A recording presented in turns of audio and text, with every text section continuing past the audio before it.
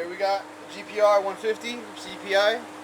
Pretty much what we went ahead and did is we went ahead and installed a new higher flow fuel pump for Mikuni. And initially our problem was up here in the petcock.